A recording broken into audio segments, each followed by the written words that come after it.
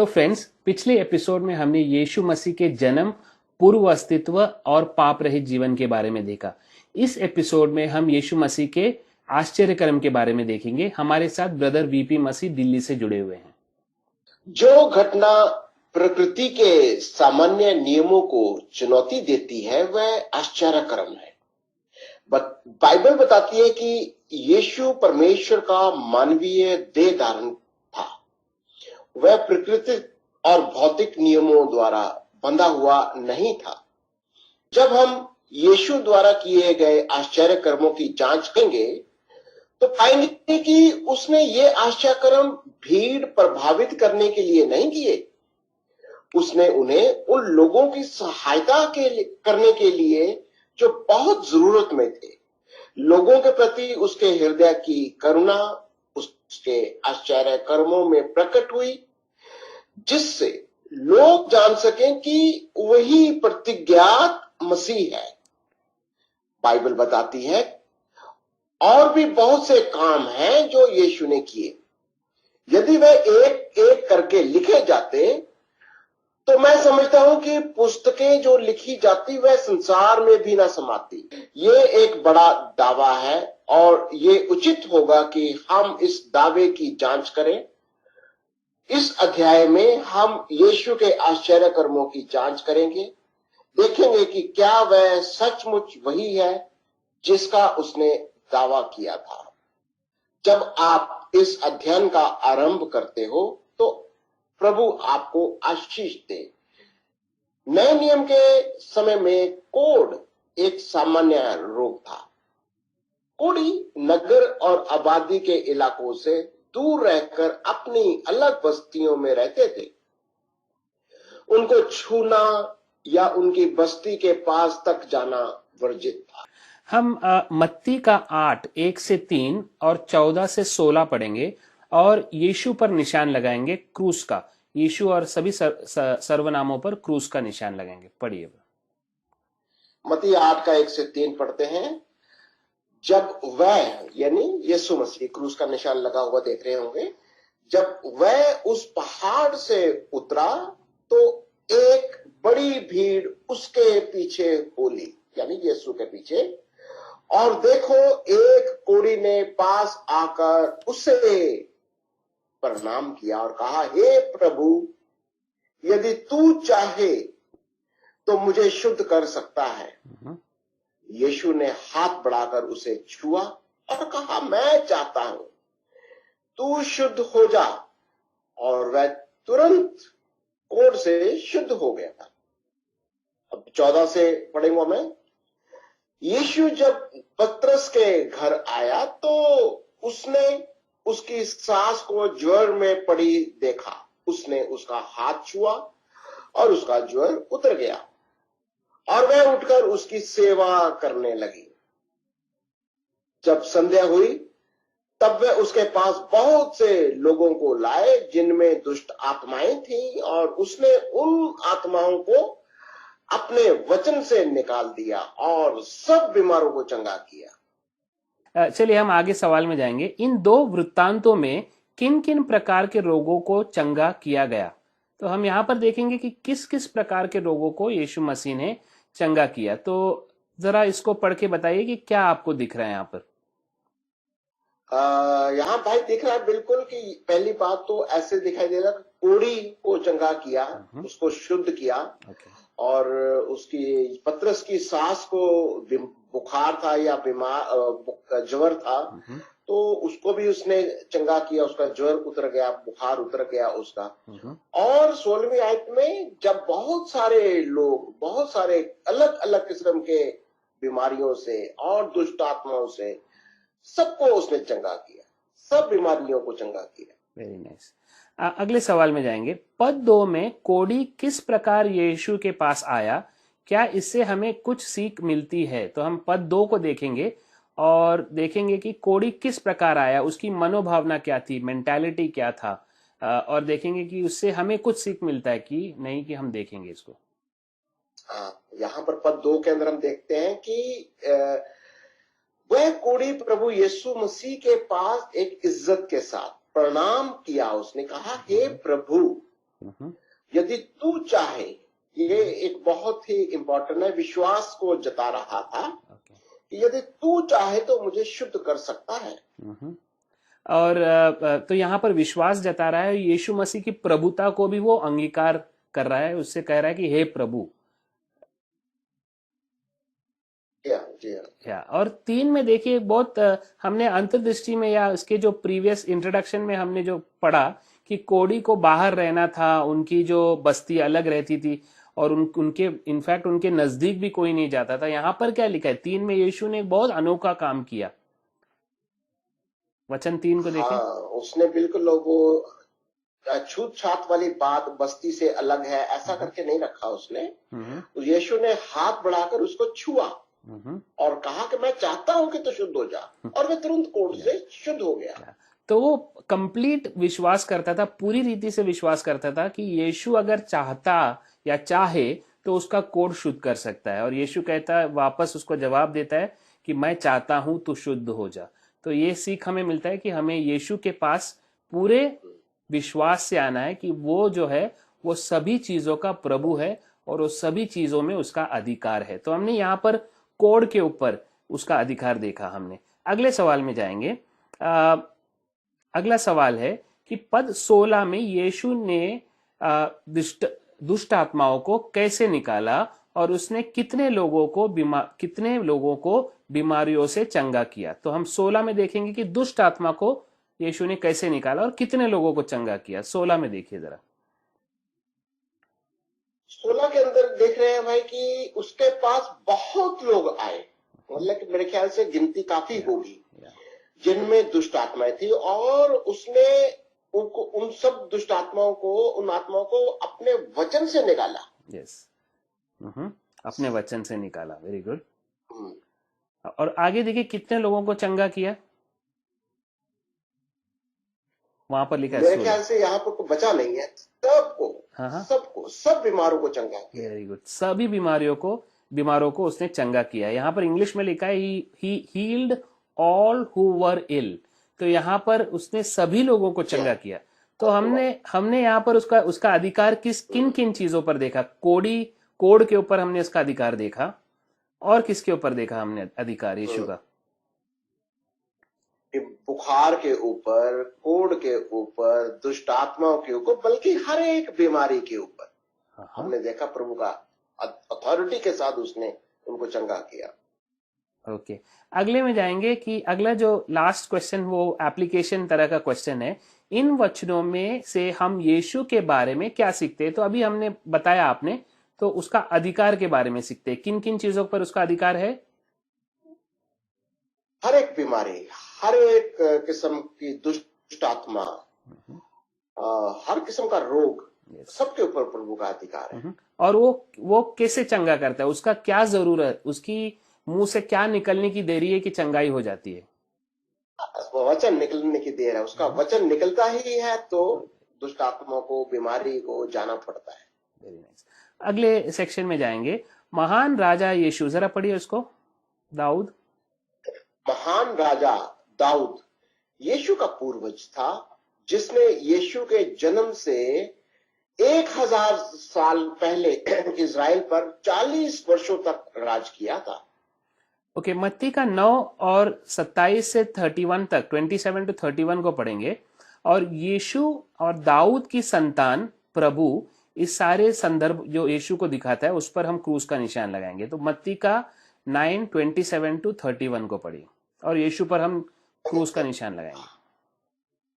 देखते हैं मत्ती 9 का 27 से 31 तक।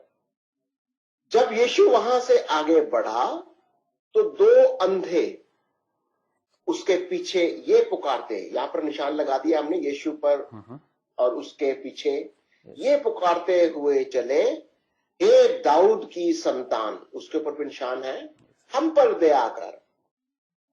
जब वह घर में पहुंचा तो वे अंधे उसके पास आए और यीशु ने उनसे कहा, क्या तुम्हें विश्वास है कि मैं ये कर सकता हूं? उन्होंने उससे कहा, हां प्रभु। तब उसने उनकी आंखें छूकर कहा, तुम्हारे विश्वास के अनुसार तुम्हारे लिए हो। और उनकी आंखें खुल गईं। यीशु ने उन्हें चिताकर कहा, सावधान, कोई इस बात को ना जाने। पर उन्होंने निकलकर सारे देश में उसका यश फैला दिया। Very good. तो एक और हमने यहाँ पर घटना देखी और सवाल जवाब में जाएंगे। अंधे मनुष्यों ने यीशु से क्या करने की विनती की? तो यहाँ पर देखेंगे अंधे मनुष्यों ने यीशु को क्या करने की विनती की। यहाँ पर एक अंधा व्यक्ति है जो उसके पास आता है और पुकार कर कहता है कि हे दाऊद की संतान, हम पर दया कर। और उसने, मेरे ख्याल सबसे पहली बात उसने ये नहीं कही कि मुझे आंखें खोल, उसने कहा मुझ पर दया कर। और प्रभु यीशु मसीह कहता है कि क्या तुझे विश्वास है? तो यहाँ पर मेरे ख्याल से आंखें खोलने की बजाय वो कहता है कि मुझ पर दया कर, ये विनती करता है। और यहाँ पर एक परसिस्टेंस या क्या बोलेंगे कि किसी चीज को पकड़े रहना या उसके पीछे जाना। देखिए अभी अब 27 में देखिए यहाँ पर लिखा है, इनफैक्ट इंग्लिश में तो लिखा है कि 2 ब्लाइंड मैन, 2 अंधे थे वहां पर, दे मैन फॉलोड हिम। तो यहाँ पर लिखा है कि उसके पीछे पुकारते हुए चले। और हम 28 में देखते हैं कि कहां तक चले, घर तक चले। जब वो घर में पहुंचा तो एक कंसिस्टेंसी दिख रहा है वहां पर कि उसके पीछे वो कंटिन्यूअसली चले, पुकार कर चले कि हे दाऊद के संतान, हम पर दया कर। तो ये हमने वहां पर सीखा कि एक तरह का उनको प्रार्थना में प्रिजर्वेरेंस था। कि प्रिजर्वेरेंस क्या बोलते हैं वो, मतलब प्रार्थना में जुड़े रहे वो और यीशु से विनती करते रहे जब तक यीशु, इसको एकाग्रता बोलेंगे। एक मन, एक चित्त होकर वो इधर उधर नहीं देख रहे थे, सिर्फ प्रभु की ओर देखकर वो कह रहे थे कि प्रभु हम पर दया कर, बस यही कह रहे थे और घर तक पहुंच गए। तो यीशु का रेस्पॉन्स क्या था? अगला सवाल है कि यीशु का क्या प्रत्युत्तर था, रेस्पॉन्स या प्रत्युत्तर क्या था यीशु का 28 में? हाँ, तो यहाँ पर देखते हैं प्रभु यीशु मसीह जब उसके घर तक पहुंच जाते हैं ये अंधे, तो यीशु कहते हैं क्या तुम्हें विश्वास है कि मैं चंगा कर सकता, ये कर सकता हूं मैं। तो दूसरे शब्दों में यीशु क्या करने की कोशिश कर रहा था वहां पर अंधों के साथ? 2 अंधों या उनके क्या जांचने की कोशिश कर रहा था? विश्वास। प्रभु यीशु मसीह उनके विश्वास की ओर देख रहा था। क्या उन्हें विश्वास है क्या कि वह चंगा कर सकता है? तो हम विश्वास के बारे में क्या सीखते हैं यहाँ पर कि विश्वास होना विश्वास होना कितना जरूरी है? यहाँ पर बिल्कुल, यहाँ पर तो जब हम 2 अंधे देखते हैं तो उनका विश्वास अगर हम शुरू से देखते हैं तो कहते हैं पहले बात तो दाऊद की संतान, ये बहुत बढ़िया एक किस्म से आ रहा है कि वो दाऊद की संतान की तरह से उसको देख रहा है यीशु मसीह को। बहुत एक गहरी बात है ये। और विश्वास कर रहा है कि यीशु मसीह यही मसीहा है जो दाऊद की संतान है और यही मसीहा उसको चंगा कर सकता है, उसकी आंखें खोल सकता है। यस। तो यहाँ पर उनका रेस्पॉन्स क्या है? 29 और 30 में यीशु ने किस तरह उनको रेस्पॉन्स दिया और क्या किया यीशु ने? और 29 आयत के अंदर देखते हैं कि प्रभु यीशु ने उनकी आंखों को सिर्फ छुआ, सिर्फ छू कर कहा, तुम्हारे विश्वास के अनुसार तुम्हारे लिए हो जाए। Very nice. तुम्हारे विश्वास के अनुसार तुम्हारे लिए हो जाए। और क्या हो जाता है? उसका वचन 30 में क्या लिखा? आंखें 30 में देखते हैं कि और उनकी आंखें खुल गई। और उनकी आंखें खुल गई।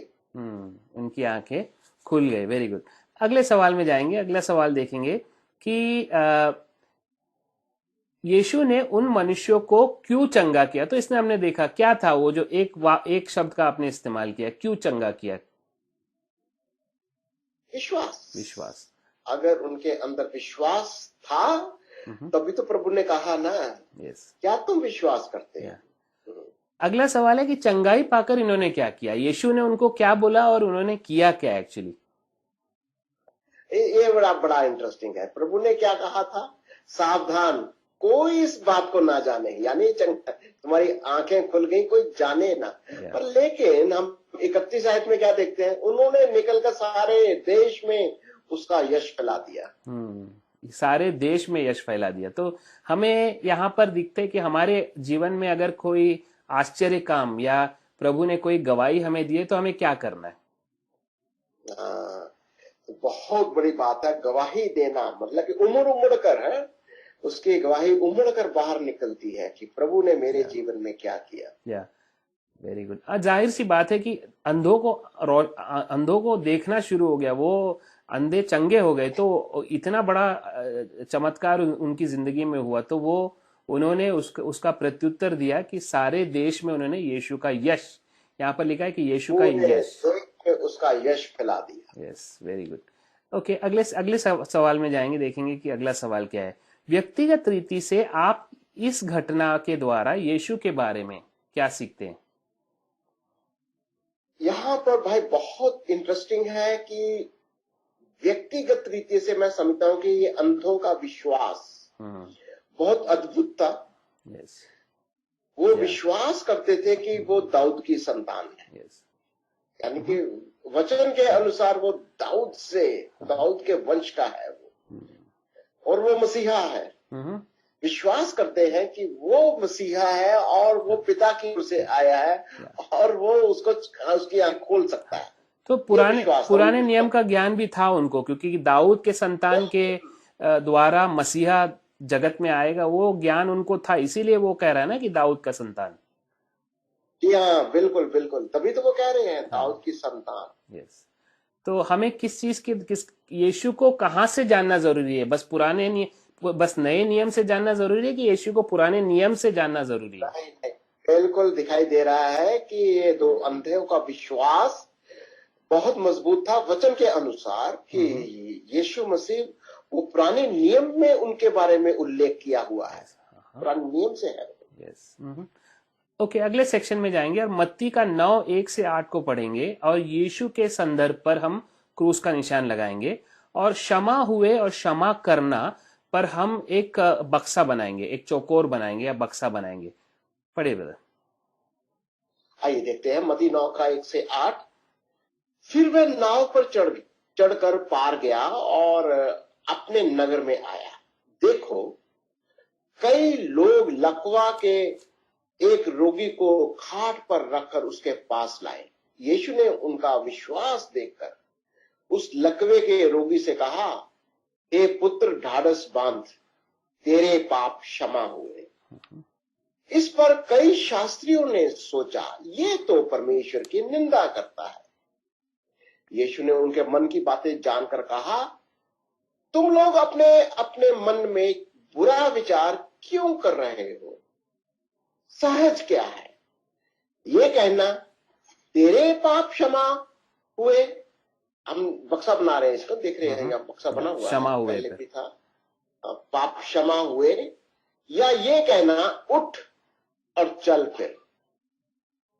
परंतु इसलिए कि तुम जान लो कि मनुष्य के पुत्र, इसके ऊपर भी हमने क्रूस का निशान लगाया हुआ है, को पृथ्वी पर पाप क्षमा करने का अधिकार है। ये भी निशान क्या है? पाप क्षमा। तब उसने लकवे के रोगी से कहा, उठ, अपनी खाट उठा और अपने घर चला जा। वह उठकर अपने घर चला गया। लोग ये देखकर डर गए और परमेश्वर की महिमा करने लगे, जिसने मनुष्यों को ऐसा अधिकार दिया। Very nice. अभी यहाँ पर एक कहानी जो थोड़ी सी दूसरी मोड़ ले लेती है, यहाँ पर हम इस कहानी को एक दूसरे नजरिए से देखेंगे, तो सवाल जवाब जो है एक हमें दूसरा जगह लेके जाता है। यीशु मसीह का अधिकार या इख्तियार जो है वो अलग से दिखाता है यहाँ पर। और पहला सवाल यह है कि इन कहानी में किसने चंगाई पाई? हम देखेंगे कि किसने चंगाई पाई। यहाँ पर देखते हैं कि एक लकवे का मारा हुआ रोगी था, जिसको लोग उठाकर लेकर आए थे खाट पर। Very good. यहाँ पर खाट पर वो लेके आए, और यहाँ पर क्या लिखा है? विश्वास किसका? यीशु ने किसके विश्वास के बारे में यहाँ पर कहा है? और लकवा जो पड़ा था उस आदमी का, या लोगों का विश्वास? यहाँ पर अद्भुत बात यह है कि प्रभु यीशु मसीह लकवे वाले से नहीं पूछ रहा है, तो वहां पर जो खाट पर उसको उठाकर लाए थे उनकी ओर देख के बोल रहा है कि क्या, या तो उनके विश्वास के ऊपर ज्यादा जोर है। और अगले सवाल में देखेंगे कि ये बहुत इंपॉर्टेंट टॉपिक है, इस पर हम अगला सवाल देखेंगे। किस बात ने लोगों को प्रेरित किया कि वे उसके लकवे के मारे को यीशु के पास लाए? तो क्या बात हुई या क्या बात उनको प्रेरित किया कि वो यीशु के पास उस लकवे वाले को लाए? हाँ, तो यहाँ पर वो ऐसे लग रहा था कि यीशु मसीह जो बीमारों को चंगा कर ही रहा था, पर लेकिन उसके पास आते, क्योंकि यीशु मसीह पापों का कारण है, जिसकी वजह से कह सकते हैं बीमारियां हैं या लकवा है या जो भी और उसी की वजह से वो कहता है कि तुम्हारे पाप क्षमा हुए। ये एक अजीब सी एक उनके लिए शिक्षा की बात थी। तो यहाँ पर हम देखते हैं कि उनका विश्वास के कारण उन्होंने लाया, कि उनको विश्वास था। तो यहाँ पर लिखा है, यीशु कहता है कि यीशु ने उनका विश्वास देखकर उस लकवे के रोगी से कहा। तो विश्वास देखा यीशु ने उसका विश्वास देखा उन लोगों का। अगले सेक्शन में जाएंगे। अगला सवाल जो है थोड़ा सा और इसमें हम लोग रिसर्च करेंगे कि यीशु ने उस लकवे के मारे को चंगाई देने के अलावा और क्या किया। तो सवाल है कि यीशु चंगाई तो दिया, पर देने से पहले उसने क्या किया। और मेरा सवाल एक और है आपसे कि वो एक्सपेक्ट क्या कर रहे थे वो लोग इस लकवे को वहां यीशु के पास लाकर? वो लोगों की एक्सपेक्टेंसी क्या थी? उनको क्या चाहिए था एक्चुअली? और पर असल में तो वो बोलिए। असल में तो लकवे की बीमारी की ही चंगाई की बात कर रहे थे। पर यीशु मसीह यही तो मैं पहले भी कह रहा था कि उसको पापों की क्षमा भी दे रहा साथ में। ये कुछ अलग सा प्रभु का बता रहा था कि तेरे पाप क्षमा हुए, यानी कि बीमारी को पापों के साथ जोड़ रहा है। तो इसका जवाब हमको ये इस तरह वो क्यों कर रहा है, इसका जवाब पाने के लिए हमें वचन 3 में थोड़ा गौर से देखने की जरूरत है, तो नजदीकी से देखने की जरूरत है। वचन 3 में कौन लोग थे जिसके कारण यीशु ये दावा अपने बारे में कर रहा है? वचन 3 में एक अलग सा ग्रुप वहां पर बैठा था जिसके कारण यीशु मसीह ये दावा अपने ऊपर कर रहा है। कौन थे वो? वचन 3 में देखो। यहाँ पर वचन 3 में कुछ एक शास्त्री फरीसी लोग बैठे हुए थे। और वो तो कहते हैं कि ये तो परमेश्वर की निंदा कर रहा है, यानी कि ये काम तो सिर्फ परमेश्वर कर रहा है, कर सकता है। पर यहाँ पर यीशु मसीह खुद कहता है कि तेरे पाप क्षमा हुए। तो ये जो शास्त्री है, दूसरे शब्दों में कहेंगे कि शास्त्री कौन है? शास्त्र को जानने वाले लोग हैं शास्त्री। तो अच्छी तरह से शास्त्र को जानते हैं और उनको उसके बारे में बहुत सारा नॉलेज या इल्म है। तो ये लोगों को कहते हैं, उनका नाम होगा शास्त्री। तो शास्त्र के बारे में ये लोग क्या जानते थे? वचन 3 में देखिए कि शास्त्र के बारे में ये क्या जानते थे, और जो इनको लगा कि यीशु मसीह शास्त्र के विरोध में यहाँ पर कुछ कर रहा है। हाँ, क्योंकि शास्त्रियों का तो जो इल्म है, जो उनका विषय, उनका जो ज्ञान है, वो ये है कि सिर्फ और सिर्फ परमेश्वर ही है जो पापों को क्षमा कर सकता है। और इसलिए तो वो ये कहते हैं कि ये तो सिर्फ एक मनुष्य है, ये कैसे किसी के भी पापों को क्षमा कर सकता है। वो निंदा की बात कह रहे हैं। तो हम अगर थोड़ा सा इसको कहानी को रिवाइंड करेंगे, एक 1500-1600 साल पहले, तब मूसा जो था वो पर्वत पर जाकर, कौन मूसा को 10 नियम या 10 आज्ञाएं देता है? कौन देता है? यहोवा देता है, परमेश्वर। Very good. तो 10 आज्ञाओं को अगर कोई तोड़ता है, या 1 या 2 या कितने भी आज्ञाओं को तोड़ता है, तो कौन क्षमा कर सकता है? वो मतलब कि हमारे पापों को, गुनाह को या आज्ञाकारिता में हम नहीं चलते, तो क्षमा करने का अधिकार किसके पास है? एक बड़ी सीधी सी बात है कि जिसने आज्ञा दी, आज्ञा देने वाला ही तो आज्ञा को माफ कर सकता है। Very good. तो यहाँ पर अभी अगला सवाल यहाँ पर वो ही है। अगला सवाल को देखेंगे, क्योंकि अगला सवाल जो है बहुत इंटरेस्टिंग सवाल है कि पद 6 में यीशु ने अपने विषय में क्या दावा किया। तो अभी ध्यान में रखिए, आपने कहा कि जो आज्ञा देने वाला है वो ही हमारे पापों को क्षमा कर सकता है। तो पद 6 में यीशु अपने बारे में क्या दावा कर रहा है। हाँ, यहाँ पर दिखाया तो रहा बिल्कुल पद 6 के अंदर कि तुम जान लो, इस कहता कि यानी फरीसी या मनुष्य या जगत के लोग, मनुष्य जान जाए कि मनुष्य के पुत्र यानी यीशु मसीह को पृथ्वी पर पाप क्षमा करने का अधिकार है। यानी वो दावा कर रहा है कि वो वही यहोवा है, आज्ञा देने वाला। यस, हाँ। तो जो जिस यहोवा ने अपने हाथों से, अपनी उंगली से मूसा को जो है शरीयत या लॉ लिख कर दिया था, उसको क्षमा करने का अधिकार उस यहोवा को ही है, और वो यहोवा तुम्हारे सामने खड़ा है। तो यहाँ पर लिखा है कि मनुष्य के पुत्र, मनुष्य का पुत्र के बारे में भी हमारा स्टडी है, जहां पर डैनियल की किताब में मनुष्य का पुत्र जो है अति प्राचीन के पास आएगा और उसके ऊपर, उसके पास में उसको लाया जाएगा। तो ये मनुष्य का पुत्र जो है वो यीशु मसीह यहाँ पर दावा कर रहा है कि ये मनुष्य का पुत्र मैं हूं और मुझे पाप क्षमा करने का अधिकार है। तो हमने पिछले सेक्शन में देखा कि उसको रोगियों को चंगा करने का अधिकार है, कोड़ियों को चंगा करने का अधिकार है, अंधों को आंख देने का अधिकार है, दुष्ट आत्माओं के ऊपर अधिकार है। यहां पर क्या अधिकार दिख रहा है हमको? यहां पर दिखाता है कि पापों को क्षमा करने का अधिकार है, रोगियों को चंगा करने का अधिकार है। देखो सारे अधिकार उसके पास। अगले सवाल में जाएंगे। यीशु के समय में शास्त्री धार्मिक विद्वान थे। तो मैंने जैसे कहा कि वो शास्त्र के बारे में विद्वान थे या धार्मिक रीति से वो विद्वान थे, स्कॉलर्स थे। यीशु ने के शब्दों पर उनकी क्या प्रतिक्रिया थी? पद 3 को देखे तो ये जो हमने देखा है इसको, पर उनकी प्रतिक्रिया क्या थी? पद 3 में देखेंगे। वो बिल्कुल उसको वो पहचान नहीं रहे थे कि ये यीशु वही यहोवा है, इसलिए वो सोचते थे कि ये तो यहोवा की निंदा कर रहा है।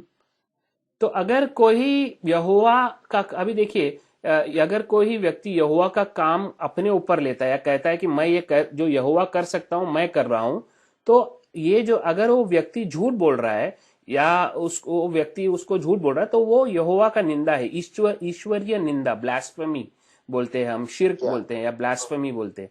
तो यहाँ पर यीशु मसीह उनके हिसाब से एक साधारण मनुष्य, या अगर वो भले वो बड़ा स्कॉलर हो या टीचर हो या नबी भी हो, तो कोई भी नबी अपने बारे में ये दावा हम अपने ऊपर नहीं कर सकता है। अगर वे दावा कोई करता है तो उसका मतलब यह है कि वो ईश्वरीय निंदा कर रहा है, ब्लास्फेमी कर रहा है।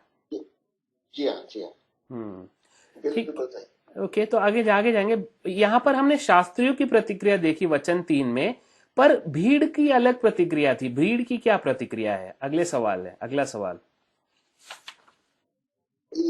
यहाँ पर एक बात है, शास्त्री तो परेशान थे ही, वो तो बल्कि कह रहे थे कि वे निंदा कर रहे, पर लेकिन जो भीड़ थी ये सब देखकर डर गए। 8वीं आयत के अंदर देखते हैं कि लोग देखकर डर गए और परमेश्वर की महिमा करने लगे कि जिसने मनुष्य को ऐसा अधिकार दिया है कि पापों की क्षमा और बीमारों को चंगा करना। बहुत डर फैल गया। यस, वहां पर भीड़ देखकर डर गए।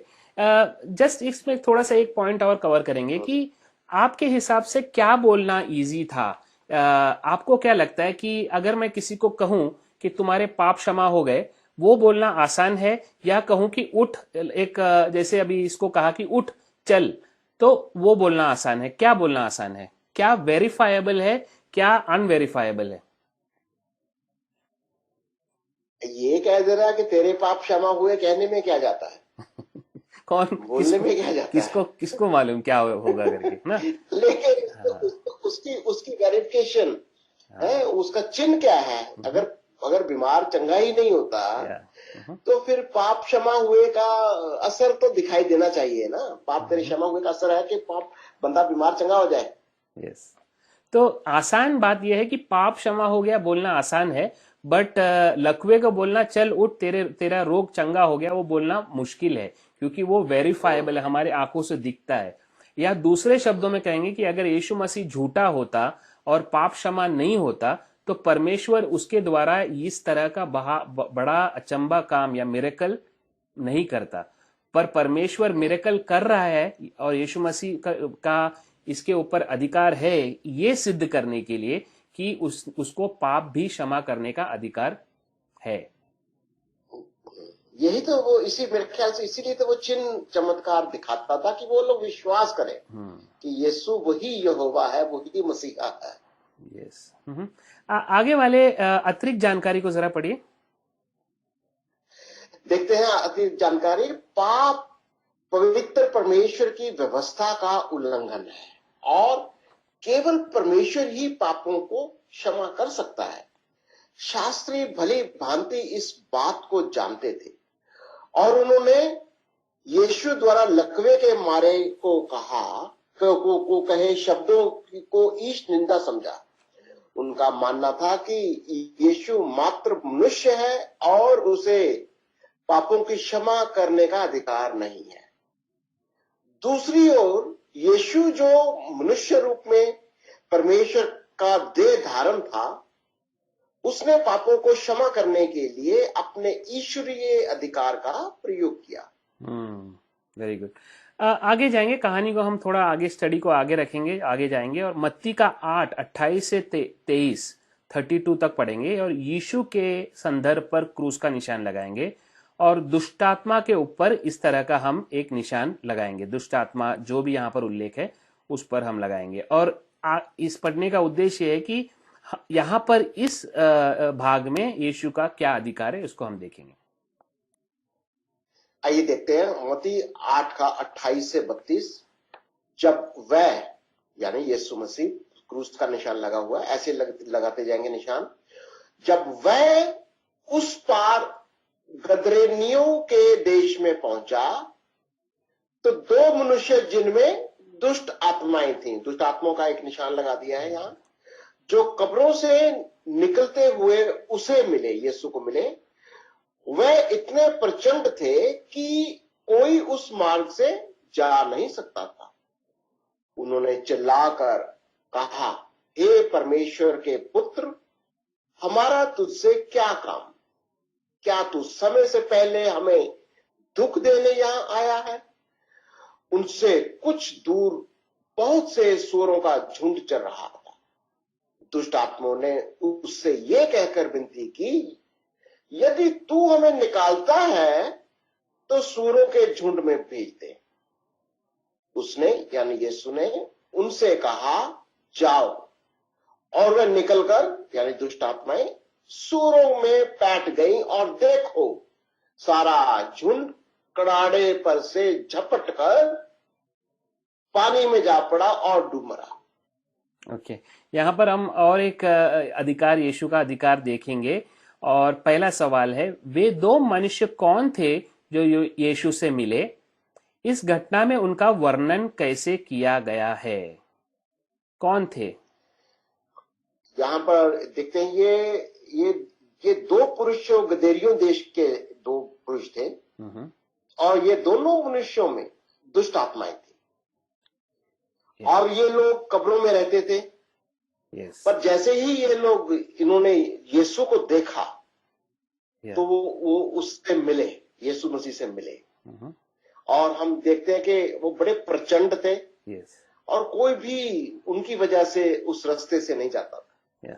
इनका डिस्क्रिप्शन वो है, बहुत खतरनाक रीति से दिया गया यहाँ पर इंग्लिश में लिखा है कि दे वर सो एक्सट्रीमली वायलेंट, एक्सट्रीमली वायलेंट, मतलब कि ये दो जो व्यक्ति थे इतना वायलेंट थे, या यहाँ पर लिखा है कि वे इतने प्रचंड थे। प्रचंड शब्द को क्या बोलेंगे हम, मतलब शक्तिशाली, वायलेंट नहीं, खतरनाक कह सकते हैं, खतरनाक। हाँ। तो वहां से कोई व्यक्ति नहीं जा सकता था, कोई उस मार्ग से जा नहीं सकता था, तो वहीं से जा नहीं सकता, पर यीशु जबरदस्ती वहां पर गया। किस लिए गया? ये ऑफ कोर्स इसको छुड़ाने के लिए प्रभु के मन में इसमें देखा होगा कि दो मनुष्य है यहाँ पर दुष्ट आत्माओं से ग्रस्त है और यकीनन प्रभु ने देख लिया होगा और वो उसको छुड़ाने के लिए, बचाने के लिए प्रभु गया वहां। तो ये दुष्ट आत्मा जो थे, इन्होंने यीशु से बातचीत करना शुरू किया। 29 में देखिए, 29 में क्या बात कर रहे हो? तो यहाँ पर दुष्ट आत्माएं चिल्लाकर कहती हैं, हे परमेश्वर के पुत्र, यानी एक अजीब सी बात है कि वो फरीसी लोग ना पहचान पाए, पर दुष्ट आत्मा पहचान रही है कि बहुत ये बार कौन है। बहुत बार यही होता है ना कि लोग नहीं पहचानते, दुष्ट आत्मा तो इमीडिएट पहचान जाते हैं। हाँ, तो यहाँ पर दुष्ट आत्मा पहचान ली, ये परमेश्वर के पुत्र। हाँ, इनका जो इनके साथ संबंध सोचा बहुत दूर का संबंध है परमेश्वर के पुत्र के साथ। लगता पुरानी जान पहचान है। तो ये दुष्ट आत्मा यीशु को क्या नाम से पुकार रहा है? परमेश्वर के पुत्र, हे हम्म परमेश्वर के पुत्र है। इसका ऐसे बिल्कुल दिखाई दे रहा है कि दुष्ट आत्माओं को बहुत साफ साफ दिखाई दे रहा था कि यीशु मसीह परमेश्वर का पुत्र है। और उनके मन और में कहते डर हैं तो डर भी था। क्या डर था? 29 के लास्ट में देखिए क्या डर था। हाँ, उनको डर है कि पहली बात वो कहती है कि हमारा तुझसे क्या काम, क्या तू समय से पहले ही हमें दुख देने आया है। दैट मीन्स वो जानती है कि यीशु मसीह कुछ दंड देने के लिए वो अधिकार रखता है। यस।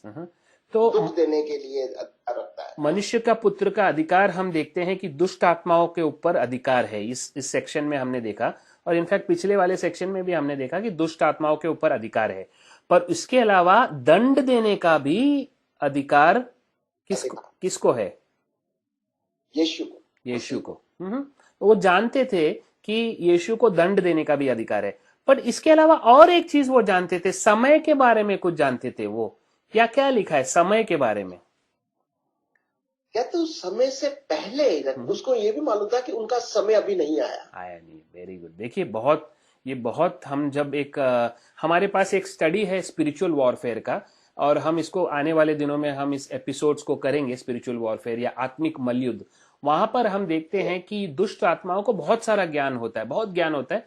परमेश्वर के तरह ज्ञान तो नहीं होता है, बट बहुत ज्ञान होता है कि एक दिन उनको उनके जो किए का जो शिक्षा दंड मिलना है, और समय का भी कब मिलना है उस समय के बारे में भी उनको थोड़ा सा इल्म या ज्ञान है। तो वहां पर हम इसको देखते हैं। अगले सवाल में जाएंगे और अगला सवाल देखेंगे। इसका जो तीसरा सवाल है कि दुष्ट आत्माओं ने यीशु से क्या करने की विनती की और उसने क्या किया?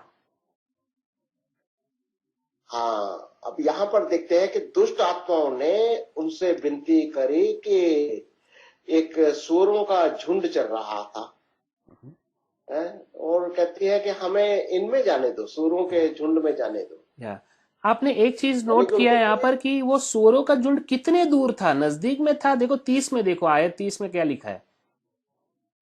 हाँ, कुछ दूर पर था। तो इनको क्या ज्ञान था? ये दुष्ट आत्माओं को कितनी ज्ञान थी और क्या ज्ञान था? नजदीक में नहीं था लिखा है, कुछ दूर था।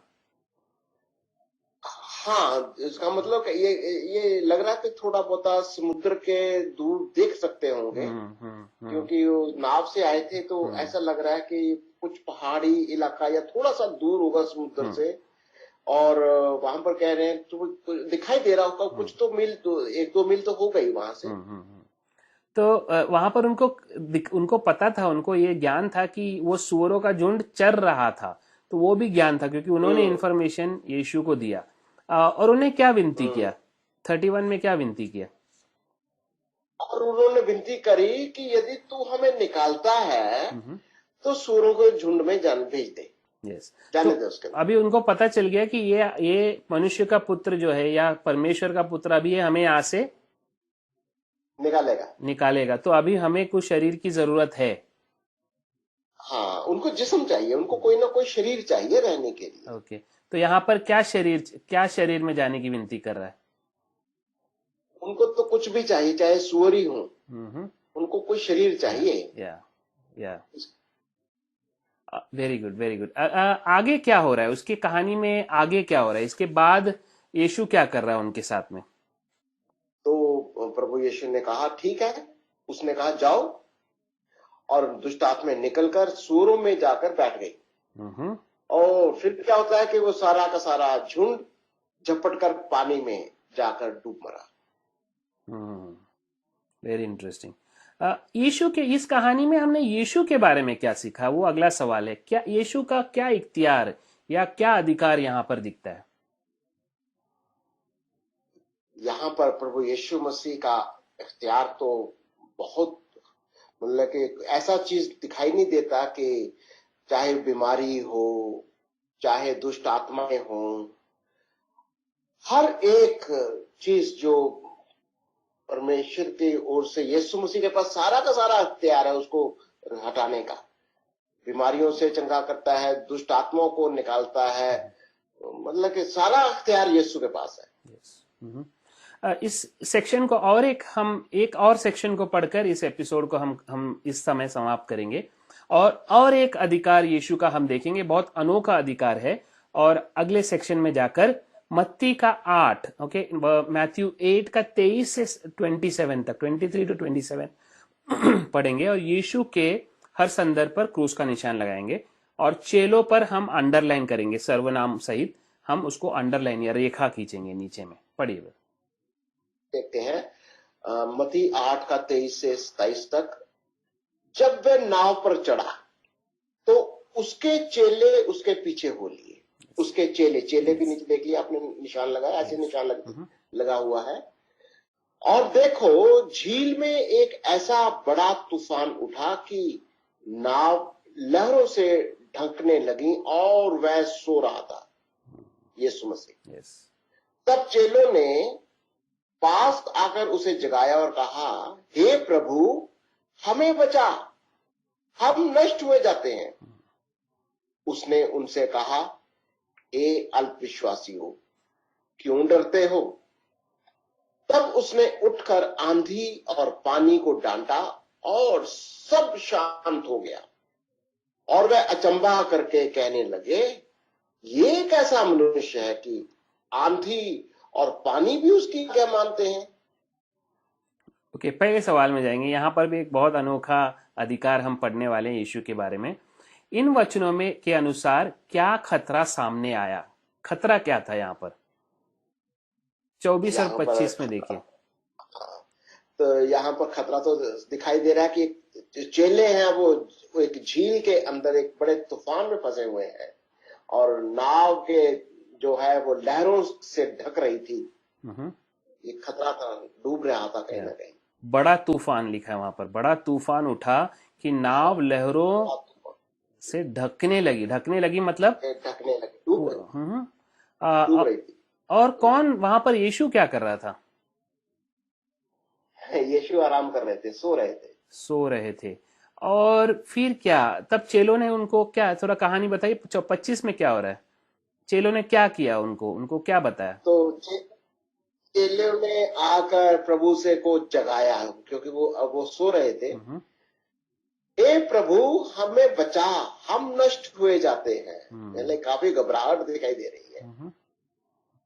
तो हम नष्ट हुए जाते हैं, हे प्रभु हमें बचा, हम नष्ट हुए जाते हैं। तो अभी यीशु का प्रत्युत्तर क्या था उसके ऊपर में, वो उनको अगला सवाल देखेंगे हम कि यीशु ने चेलों के किस बात की कमी बताई। वहां पर यीशु ने क्या कमी बताई चेलों में? जो कमी है, एक शब्द को हमने बहुत अंडरलाइन किया वहां पर, एक बहुत जाड़ा अंडरलाइन किया, ए अल्पविश्वासियों। कहीं ना कहीं बहुत प्रभु ने मतलब के काफी जोर से कहा होगा, मेरे ख्याल से काफी डांट के कहा होगा कि हे अल्पविश्वासियों क्यों डरते हो।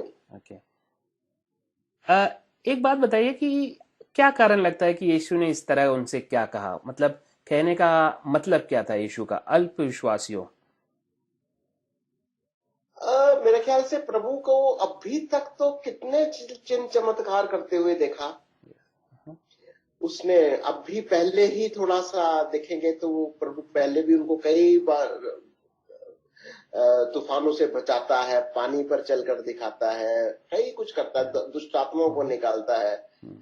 अब भी वो प्रभु तो पीछे आराम फरमा रहा है, उसको विश्वास नहीं करते प्रभु हमारे साथ है। और क्या चाहिए उनको? इससे ज्यादा और क्या चाहिए कि प्रभु हमारे बीच में है। पर लेकिन कहते हैं कि प्रभु हमें बचा, हम तो नष्ट हुए जा रहे हैं, ऐसे बोलते हैं। तो प्रभु ने यकीनन कहा, हे अल्पविश्वासियों क्यों डरते हो। और आगे वाले सवाल में देखेंगे कि अगला सवाल क्या है। यीशु ने आंधी कैसे थमा दी? तो वहां पर देखेंगे आंधी को यीशु ने कैसे थमाया। आंधी और तूफान भी अपने अपने सृष्टिकर्ता का सृष्टिकर्ता को जानते, दूसरे शब्दों में नहीं, क्योंकि उन्होंने कहा सुना क्योंकि वो अपने सृष्टिकर्ता को पहचानते हैं, और चेलों ने अभी तक पहचाना कि अब यहाँ पर यीशु मसीह की वो पहचान की वो वाला यहोवा ये वही है, ये अभी तक समझ में नहीं आ रहा उनको। तो अभी देखेंगे नाव में बैठे लोगों की क्या प्रतिक्रिया थी, तो हम यहाँ पर उनकी प्रतिक्रिया देखेंगे। आंधी और तूफान का प्रतिक्रिया तो हमने देखा, अभी देखेंगे कि नाव में बैठे हुए लोगों की क्या प्रतिक्रिया थी। 27 देखिए। यहाँ पर नाव के अंदर तो वो चेले ही थे, और चेले बहुत अचंभा करके कहने लगे, अभी कहते ये कैसा मनुष्य है कि आंधी और पानी भी उसकी आज्ञा मानते हैं। यस, आंधी और पानी भी एक ऐसा मनुष्य है जो आंधी और पानी भी उसकी आज्ञा मांगते हैं। इनफैक्ट वो उनको उतना अभी तक रेवलेशन या प्रकटीकरण नहीं मिला था कि ये बस साधारण मनुष्य नहीं है, पर परमेश्वर देहधारी हुआ। हम अगले सवाल में जाएंगे और देखेंगे कि इन वचनों में आपने यीशु के बारे में क्या सीखा। तो हम जस्ट एक बार बता दीजिए कि हम यहाँ पर यीशु के बारे में क्या सीखते हैं। यहाँ पर यीशु मसीह के बारे में हम देखते हैं कि यीशु मसीह का अधिकार, अभी तक हमने देखा था कि वो दुष्ट आत्माओं ही नहीं है, बीमारियां ही नहीं है, तूफान, आंधी तूफान, पानी, समुद्र, जो कुछ भी है सबके ऊपर उसका अधिकार है। या हम दूसरे शब्दों में प्रकृति के जो एलिमेंट्स है, प्रकृति के ऊपर भी उसका अधिकार है, क्योंकि प्रकृति को उसी ने बनाया है। तो सवाल अगला है कि यदि आपको जीवन में ऐसी स्थिति का सामना करना पड़े तो आप क्या करेंगे। तो ये एक एप्लीकेशन क्वेश्चन है कि यदि हमें इस स्थिति का सामना करना है तो हम क्या करेंगे, हमें क्या विश्वास करना है, क्या करना है। मेरे ख्याल से मुझे इसी बात का बड़ा कई बार डर भी आएगा कि प्रभु अगर ये हमें कह दे, हे अल्पविश्वासियों, अगर हम ये विश्वास करते हैं कि यीशु मसीह हमारे अंदर है, हमारे जीवन की नैया के अंदर यीशु विराजमान है, विद्यमान है, और हम डरे, तो प्रभु तो निश्चित वो कहेगा, हे अल्पविश्वासियों क्यों डरते हो। तो मेरे ख्याल से ये बहुत बड़ी शिक्षा है हमारे लिए कि अगर प्रभु हमारे साथ है तो हमें नहीं डरना, चाहे कोई भी समस्या क्यों ना हो। आंधी और तूफान को थंबा देने वाला परमेश्वर हमारे साथ है, तो हमें किस चीज की डर है, हमें किस चीज से और डरना है। आंधी और तूफान उसके अधिकार में है, तो हमें किसी भी चीज से डरने की जरूरत नहीं है। तो हमने अभी इस अध्याय को हम अभी समाप्त करेंगे, इस एपिसोड को, और अगले एपिसोड में यीशु मसीह के कुछ और जो अधिकार है, इख्तियार है, इसको हम पढ़ेंगे। पर इस एपिसोड में हमने यीशु मसीह के कुछ इख्तियार या अधिकार को हमने देखा, जैसे कि वो सभी प्रकार के रोगियों को चंगा किया, तो रोग के ऊपर उसका अधिकार है। हमने ये भी देखा कि दुष्ट आत्मा के ऊपर उसका अधिकार है, दुष्ट आत्मा के ऊपर अधिकार है, और उनको दंड देने का भी अधिकार है, और एक समय आएगा जब वो दुष्ट आत्माओं को भी दंड देगा। और हमने अभी देखा कि प्रकृति के ऊपर भी उसका अधिकार है, हमने ये भी देखा। और अगले एपिसोड में हम थोड़े और अधिकार को पढ़ेंगे। अगला एपिसोड में हमारे साथ जुड़े रहिए।